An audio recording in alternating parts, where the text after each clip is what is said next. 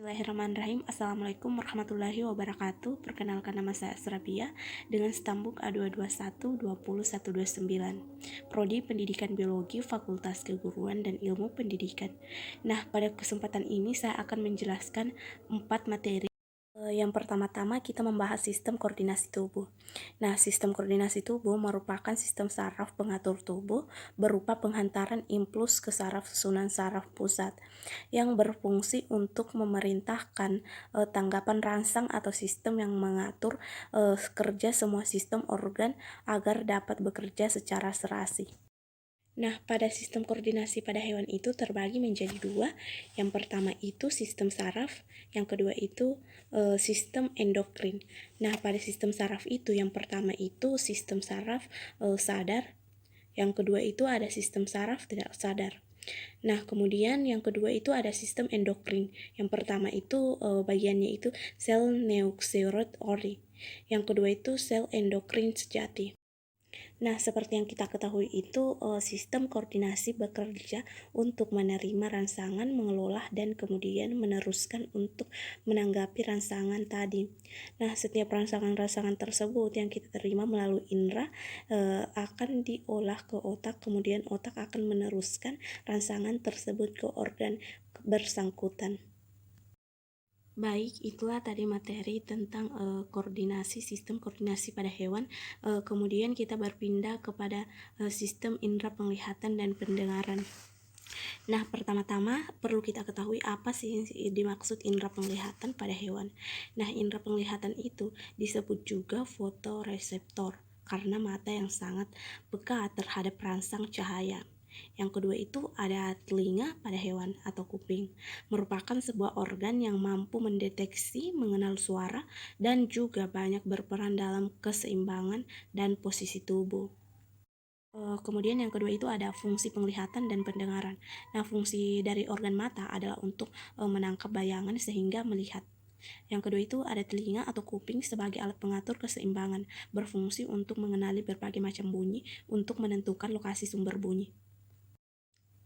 Baik, sekian dari materi indera penglihatan dan pendengaran.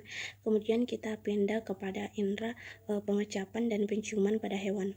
Nah, seperti yang kita ketahui, pengecapan atau gutasi adalah suatu bentuk kemoreseptor langsung dan merupakan satu dari 5 indera tradisional. Nah, indera ini merujuk pada kemampuan mendeteksi rasa suatu zat seperti makanan atau racun. Nah, pengecapan sendiri ini berfungsi sebagai sistem saraf pusat. Sel reseptor pengecapan pada manusia dan hewan ditemukan pada lidah, langit-langit lidah, lunak, serta epithelium fragis epitheliosus. Kemudian ada indera penciuman. Nah, indera penciuman sendiri merupakan salah satu indera yang paling primitif. Walaupun penciuman tidak terlalu penting untuk spesies manusia, tapi penciuman sangat penting bagi keberlangsungan hidup binatang. Kenapa dikatakan sangat penting dalam keberlangsungan binatang? Karena penciuman berkembang sangat baik pada spesies lain. Penciuman sering digunakan sebagai sarana utama komunikasi, seperti contohnya serangga dan beberapa hewan yang lebih tinggi lainnya mensimulasikan zat kimia yang dikenali sebagai pheromone yang berbawa udara dan tercium oleh anggota spesies lainnya. Nah, di sini ada perbedaan indera penciuman dan pengecapan. Yang pertama itu ada sensitivasi indera pengecapan 1/4 kali dari indera penciuman. Yang kedua itu ada reseptor indera pengecapan lebih terbatas. Yang ketiga itu diterima dibagi semua hewan. Yang ketiga itu puting pengecapan terbuka dan mudah rusak selalu diganti sel baru. Nah, gangguan pada indera penciuman itu ada yang pertama itu hiposmia, yaitu menurunnya kemampuan untuk mendeteksi bau. Yang kedua itu anosmia, yakni kondisi ketika indera penciuman kehilangan kemampuan untuk mencium bau secara total. Yang ketiga itu ada parasmia, yaitu kondisi saat indera penciuman mengalami perubahan spesifik tentang bau. Misalnya parfum yang berwujudan wangi-wangian bisa berubah menjadi suatu bau busuk. Yang ketiga itu pastomia, yaitu saat seorang atau hewan mencium aroma tertentu yang sangat sebenarnya tidak ada. Biasanya hal ini dilakukan oleh halusinasi. Kemudian ada gangguan pengecapan terbagi menjadi 3 kelompok, yaitu hyphagius, penggunaan kemampuan untuk merasakan berbagai rasa. Yang kedua ageulisa, kondisi di mana seseorang tidak bisa merasakan rasa apapun. Yang ketiga itu diestegia, yang ganggang indera pengecapan yang menyebabkan persepsi rasa seseorang atau hewan berubah. Yang ketiga itu anostalgia. Yang keempat ada plasstogia.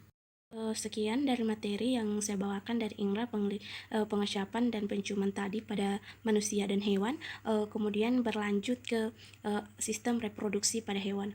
Nah, seperti yang kita ketahui, reproduksi pada hewan dilakukan secara seksual dan aseksual. Pada hewan invertebrata, sistem reproduksi dilakukan secara aseksual dengan peleburan sel gamet, sedangkan hewan vertebrata sistem reproduksinya terjadi secara seksual. Nah, pada reproduksi ada salah satu ciri makhluk hidup. Dilansir dari Ekopedia, produksi adalah proses di mana organisme memperbanyak diri, di mana proses di organisme itu yang bertujuan untuk mempertahankan keberlangsungan hidup. Jadi reproduksi bukan hanya berarti menghasilkan keturunan, tetapi untuk mempertahankan kelangsungan hidup spesiesnya. Kemudian ada fungsi dari sistem reproduksi ini.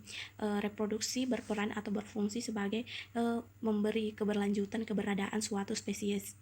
Karena hewan bersaing dengan individu lain di lingkungan untuk mempertahankan diri itu untuk menjangka waktu yang cukup memungkinkan menghasilkan jaringan bagi keberlangsungan hidup mereka sendiri. Nah, kemudian ada perkembangan hewan secara vegetatif dan generatif. Yang pertama itu perkembangan generatif, yaitu ovivivir, perkembangan dengan cara bertelur, vivir melahirkan, dan ovivivir bertelur. Kemudian ada perkembangan vegetatif, yaitu tunas, fragmentasi, membelah diri. Baik, itulah materi yang telah saya bawakan, 4 judul. Sekian dan terima kasih. Lebih dan kurangnya mohon maaf. Wassalamualaikum warahmatullahi wabarakatuh.